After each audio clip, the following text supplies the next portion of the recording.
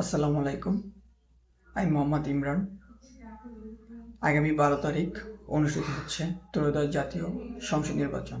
আমি ঢাকা 6 আসনের একজন ভোটার। আমি সিদ্ধান্ত নিয়েছি আমার আসনের সৎ এবং যোগ্য ব্যক্তিকেই আমি আমার ভোটটি দেব। ভোট একদিনের জন্য নয়, ভোট 5টি বছরের জন্য। তো ভেবেচিন্তে ভোটটি দিতে হবে এবং সৎ এবং যোগ্য ব্যক্তিকে দিতে হবে।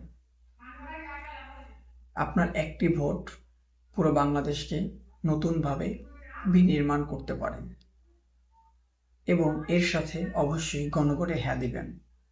হ্যাঁ মানি আজাদি, না মানি মোদি। আর পরাধীনতা নয়, নয় গোলামি, নয় স্বৈরশাসন। আমরা একটা গণতান্ত্রিক বাংলাদেশের রূপান্তর দেখতে চাই। আমরা আমার ভাই হাদির বিচার দেখতে চাই। Justice for Hadi.